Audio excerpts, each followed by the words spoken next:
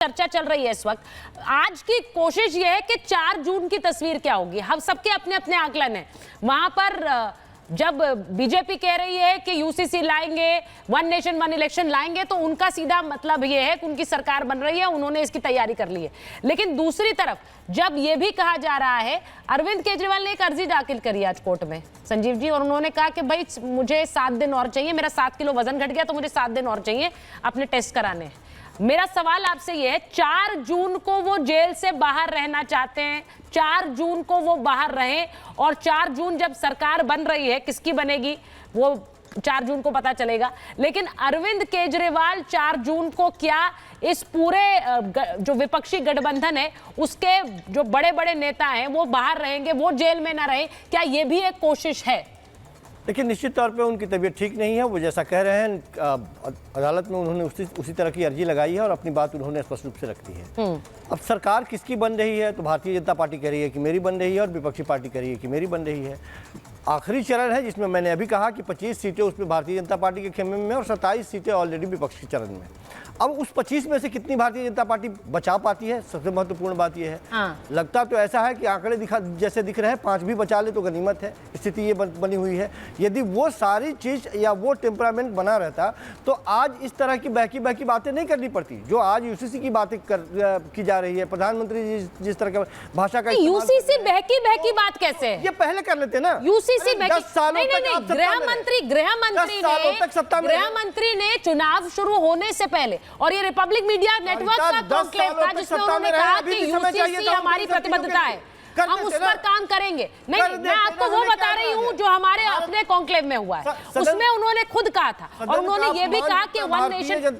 आपने इसे बहकी बात कहा है, मैंने इसलिए बोला क्यों है ये बहकी बात? क्या यूसीसी लाना गलत है? पार्टी का स्टैंड क्या है? क्योंकि आम आदमी पार्टी तो कभी इसमें स्टैंड भी नहीं बताती है। सुचारिता सदन की अहमियत क्या है? कानून बनाने के समय आप चर्चा नहीं कराएं, विपक्षी पार्टियों को बाहर निकाल दे। कानून वापस लेने के समय आप थपकी भी नहीं बजवाए, कानून वापस ले ले। अरे सब कुछ जब ऐसे ही करना है तो सारे लोगों को बाहर का रास्ता दिखा दी। इसीलिए लोगों में गुस्सा है, कि कानून बनाने के समय भी आप राय विचार नहीं करते और कानून वापस। आप ये कह रहे हैं लोगों में ये गुस्सा है, तो ये गुस्सा 4 जून को पता चलेगा। 4 जून को पता चलेगा, लोगों ने डिसीजन जो देना था वो दे दिया है। गुस्सा सब गिनवा रहे हैं। मेरा मतलब ये है कि वो गुस्सा वोट में तब्दील होगा कि नहीं होगा। अगर आप ये कहते हैं कि सब लोग गुस्सा है, युवा गुस्सा है, महिलाएं गुस्सा है, चरम पे, महंगाई चरम पे, बच्चों की परीक्षा की क्या स्थिति है वो चरम पे देख लीजिए। सिद्धार्थ जी, ठीक है सिद्धार्थ जी, ये जो गिनाए जा रहे हैं, मैंने अभी अरविंद केजरीवाल का जिक्र किया। अरविंद केजरीवाल के लिए क्या इंपॉर्टेंट है कि वो 4 जून को बाहर रहे? मैं एक बार एक बड़ी खबर और बता देती हूँ, उसके बाद इसी पर आ रही हूँ कि इंडिया की बैठक में नहीं आएंगी ममता बनर्जी। 1 जून को बैठक इंडिया गठबंधन के नेताओं की बुलाई गई है, उसमें ममता बनर्जी शामिल नहीं होंगी। अब सवाल यह है कि 1 जून की बैठक है और 4 जून को नतीजे आने हैं, इसीलिए ये पूरा मंथन हो रहा है। क्या अरविंद केजरीवाल की ये कोशिश है सिद्धार्थ जी? क्योंकि इस पर चर्चाएं बहुत सारी हो रही हैं। उन्होंने 7 दिन एक्सटेंशन की याचिका लगा दी है कि वो बाहर रहे और उस समय जेल में ना हो। सिद्धार्थ जी, देखिए सुचारिता जी, क्यों वो बाहर रहना चाहते हैं ये तो पूरा देश जानता है। ना जाने कितने और सांसदों को अपने घर में पिटवाना है, कितनों लोगों को, ऐसे आरोपियों को बचाना है। इतिहास में पहली बार हुआ कि एक चुना हुआ मुख्यमंत्री सड़कों पर गया एक महिला से अभद्रता करने के आरोपी के बचाव में। उसके शब्द, उसके खिलाफ कुछ नहीं बोला, वो तो छोड़ भी दीजिए, उसको बचाने के लिए गया। अब ना जाने कितने को और ऐसा करना है, कितनी और स्वाति मालीवाल बुलाई जाएंगी, कितनों और के साथ मुख्यमंत्री आवास में मारपीट होगी। और क्या ये लालच है? जो व्यक्ति कहा करता था कि आरोप लगते ही इस्तीफा दे दो, वो आरोपियों के लिए सड़कों पे उतरा हुआ है। जो व्यक्ति कहता है सब जुडिस मामले पर कुछ नहीं बोलूंगा, शब्द नहीं निकल रहा स्वाति मालीवाल के केस में, वो जाकर के जनता के बीच में कह रहा है कि कुछ नंबर उनके आ रहे हैं। ये हो सकता है कि नहीं हो सकता है? क्योंकि आप लोग भी बैठकें कर रहे हैं, आप लोगों का इंटरनल सर्वे ये कह रहा है कि आपकी सरकार बन रही है और इसीलिए आप लोग वो बैठकें कर रहे हैं कि अगली रूपरेखा कैसी हो सकता है उनका भी इंटरनल सर्वे कुछ कह रहा हो, इसलिए वो बाहर रहना चाहते हैं। सुचारिता जी, हमारा इंटरनल सर्वे पूर्ण बहुमत की, एब्सोल्यूट मेजॉरिटी की, 400 पार की सरकार बना रही है। पर उनका सर्वे बता देता हूं आपको, वो तो कह ही रहे हैं ना जाकर के मंच पे कि अगर झाड़ू को वोट देंगे तो मुझे 2 तारीख को अंदर नहीं जाना पड़ेगा। और अब वो अर्जी लगा रहे हैं कि मुझे मत जाने दो, मतलब वो जानते हैं कि हम हार रहे हैं, उनको पता है कि हम चुनाव नहीं जीत रहे, इसलिए कोर्ट में पहले ही एप्लीकेशन लगा दो। नहीं तो वो तो कह चुका ना, IITN मुख्यमंत्री कह रहा है लोगों के बीच में जाके कि मुझे वोट दोगे तो सुप्रीम कोर्ट मेरे वोट के दबाव में आ जाएगी, मुझे नहीं जाना पड़ेगा। तो मतलब वोट नहीं मिल रहा। देश की जनता जितनी बातें गिना रहे हैं, अरे युवा की बात कर रहे हैं, महिला की बात कर रहे हैं, महिलाओं को, युवाओं को पहली बार स्वप्न देखने का, सम्मान से जीने का अधिकार अगर किसी ने दिया तो देश के प्रधानमंत्री ने दिया। विकसित भारत का स्वप्न किसी ने दिया तो प्रधानमंत्री ने दिया। अगर महिला का आरक्षण नहीं, मात्र वो नहीं, उनको घर दिए, बैंक अकाउंट दिए, पैसा दिया, डायरेक्ट बैंक ट्रांसफर दिया, किसी ने दिया तो प्रधानमंत्री ने दिया। तो लोग तो मन बना चुके हैं सुचारता जी। इनका सर्वे क्या कह रहा है वो आपने इनकी कोर्ट की अर्जी से देख लिया है। ये जानते हैं कि जनता उखाड़ के फेंकने वाली है।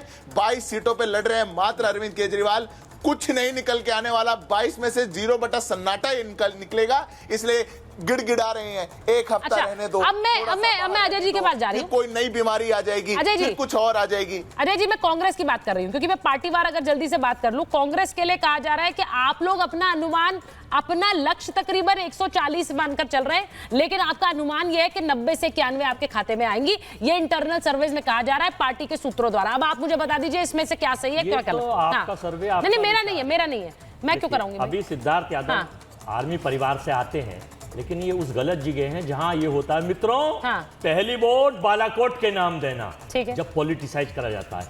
हम जो लड़ाई लड़ रहे हैं अभी, ये महिला सुरक्षा की बात करते हैं।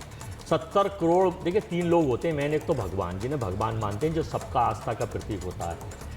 वो इनके एक गंभीर पात्रा जिनके दिमाग में गोबर ही भरा हुआ है, वो भगवान जगन्नाथ को कहते हैं नरेंद्र मोदी के भक्त हैं, बीजेपी के भक्त हैं। तो 140 करोड़ लोग कहते हैं माफी मांगो, आप भगवान को भी बेइज्जत कर रहे हैं। एक नंबर माफी मांगेंगी इन्होंने, नहीं मांगी इन्होंने, वहां की प्रधानमंत्री ने नहीं करा। दूसरा नंबर, देश की महिला जो 70 करोड़ है, प्रज्वल रेवन्ना जैसा बलात्कारी MP, ब्रजभूषण जैसा बलात्कारी MP, जो पहलवान बेटियों को आपने लठ पेल पेल के पुलिस से पिटवाया, तो और पूरा देश जान रहा है कि हरियाणा की बेटियों के साथ बलात्कार का क्या सलूक रहा, कर्नाटक की बेटियों के साथ रहा है। महिला सुरक्षा की बात करते हैं प्रधानमंत्री, तो इसलिए महिला भी नाराज, भगवान नाराज, महिला नाराज। 84, मैं आपके बीच में नहीं बोला था, प्लीज प्लीज। अब अजय जी को बोलने दीजिए। सिद्धार्थ जी एक मिनट, सिद्धार्थ जी उन्होंने बात कंप्लीट। 84% जो डाटा आया है बेरोजगारी का, उसमें युवा ठगा हुआ महसूस कर रहा है। मैं नहीं कह रहा, डाटा आया है आर्थिक असमानता के डाटा में 1% लोगों पे 40% पैसा, 99% पे 60% पैसा।